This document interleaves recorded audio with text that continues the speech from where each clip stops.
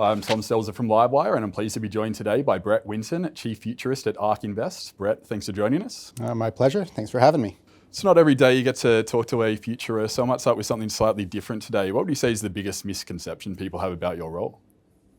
I don't know what people's conception of my role actually is, but I mean, the approach that ARK has always taken is to invest in disruptive innovation. I don't think you can effectively invest in disruptive innovation without having an idea of how valuable these technologies could be or might be. And so we do a lot of work to understand the cost declines, performance improvements in the technologies, and then dimension what's possible in terms of addressable markets for the underlying companies that build into it. So I think, like, how do we underwrite OpenAI or Anthropic? You have to have an expectation for how valuable foundation model companies are going to be collectively by 2030, 2031 to do so.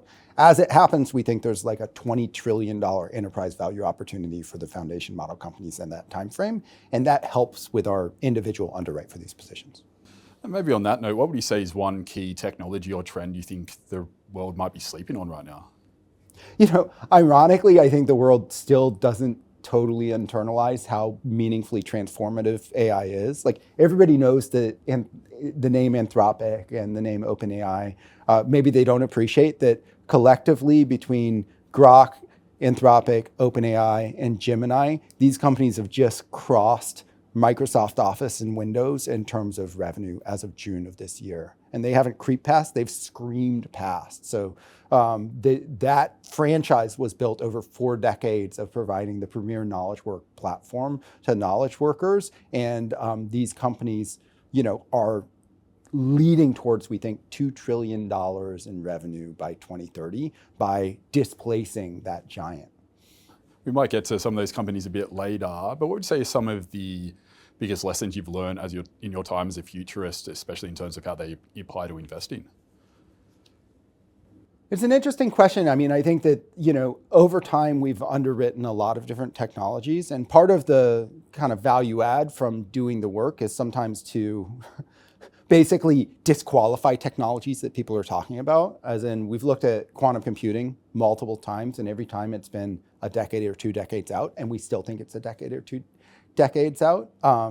There's also this dynamic where, like, I did my first unit economics model for a robotaxi in 2011, right? And here we are in 2026, and these things are finally commercializing. So in some ways, it's like very validating to see what we've talked about for a long time actually hit commercial reality. Now, I do think that the market, as kind of like the time horizon to which these technologies are beginning to become cash flow generative is shortening, the market's time horizon seems to be shortening even more. Like, it's very clear that people doubt, like, people are walking around saying AI is obviously a bubble, and then therefore, and I think they're saying that because they can't believe some of the numbers that are being thrown out, where I'm saying, Anthropic could, have a projected $300 billion in annualized recurring revenue by end of year in 2027. That seems so monumentally large that they just disbelieve it and are very reactive to it.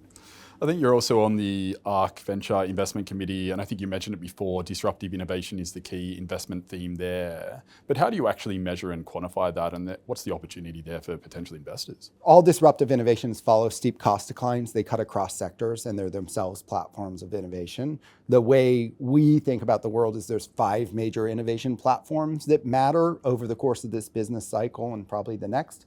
AI as the central dynamo accelerating everything, but also robotics, public blockchain, what we call multiomics, which is molecular diagnostics and precision medicines, as well as energy storage. And so I think future historians will look back at this business cycle and say, I can't believe all of these things were accelerating at the same time in the way that they are.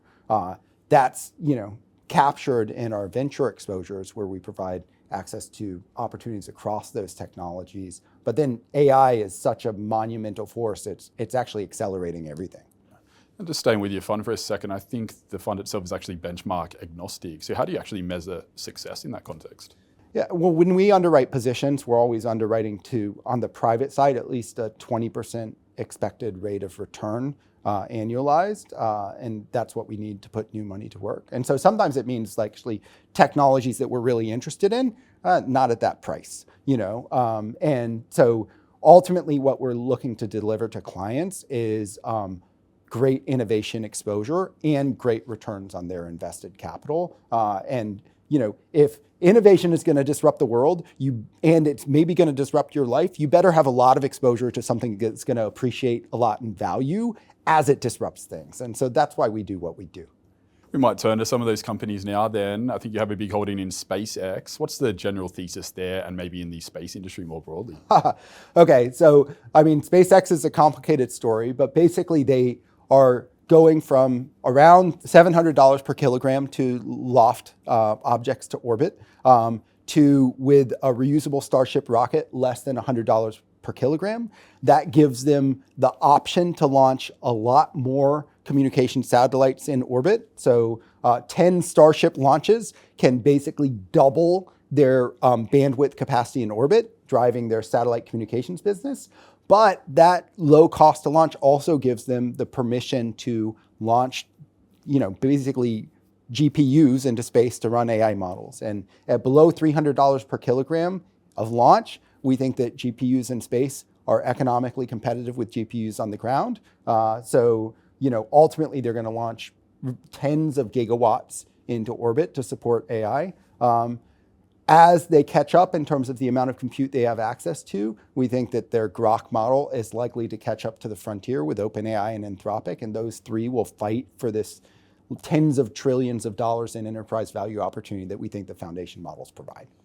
Leads us nicely probably into OpenAI and Anthropic. They're also big holdings for the fund. I think you mentioned it a bit earlier that maybe investors, the market, are maybe underestimating the opportunity there. Do you mind explaining that in a bit more detail? Yeah, one way to think about it is that there are $30 trillion in knowledge workers paid annually, okay?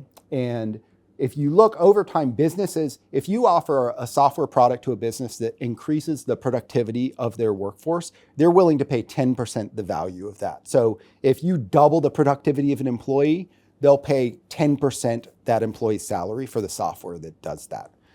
As far as we can tell on the coding side, these tools are providing a 10x multiple on the capability of any individual software developer for these businesses. And so it's no surprise that these early stage startups that are AI native are paying as much for tokens as they are in wages. As that proliferates through the economy, we think that you'll see literally trillions, and actually 7 trillion by 2030, paid for knowledge wage for AI software enterprise-facing products annually. That flows down into a $2 trillion revenue opportunity for these foundation model providers because they're providing this amazing productivity uplift for all these enterprise knowledge workers. And so $2 trillion, pay a 10 times, growing very quickly, like a 10 times revenue multiple is not that crazy. So then a $20 trillion enterprise value opportunity is what they're going after. Within that context, if you can get Anthropic for $2 trillion and it's the leading revenue growth and revenue capture company going after this $20 trillion opportunity, hey, that's like pretty good money in. And I think it'll be a fierce fight, there's probably not going to be one winner. I think it'll be more like the infrastructure as a service market where there are multiple winners, and it'll displace a lot of incumbent providers in software along the way. Another interesting development recently is probably Kalshi, the regulated prediction market where you can bet on real world events. What's the thesis there and how big can you see this sector getting?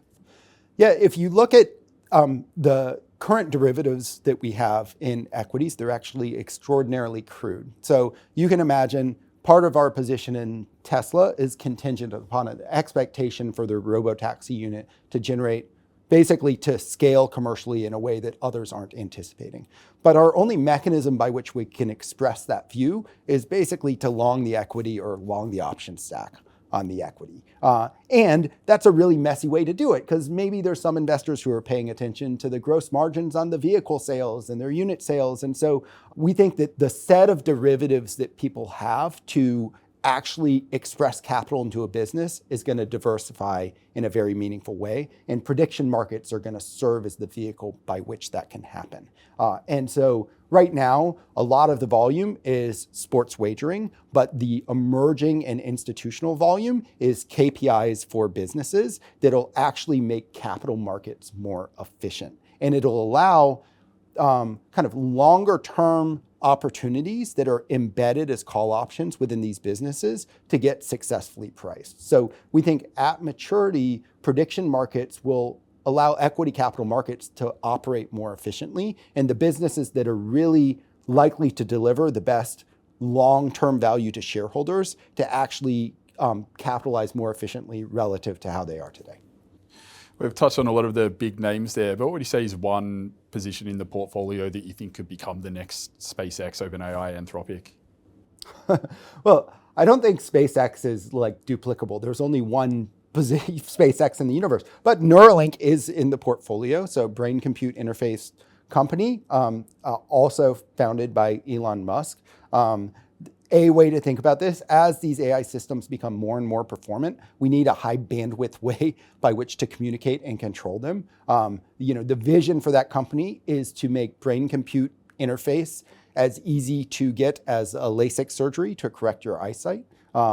Right now, what they're delivering is they're delivering the ability to paralyzed and profoundly physically disabled people, the ability to communicate and control computers. They're looking to provide what they call blind sight, but the ability of people who are blind to be able to see. They have ambitions to scale this where the capability will be accessible to basically anybody who wants it in the future. And we'll see, but it's an exciting space. And finally, I think the fund's almost entirely invested in North America. Would you say that's a matter of home bias, a matter of access, or is it just a representation of where the best opportunities are right now?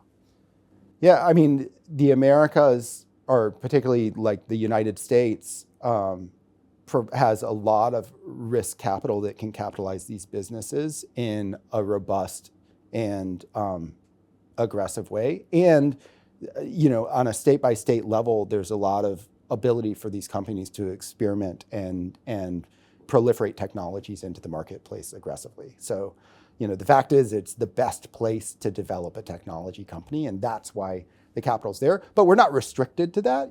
We underwrite the deals as they come. And so far, most of the opportunity we've seen is in the US. That's all we have time for. Brett, thanks for joining us today. Thanks for having me.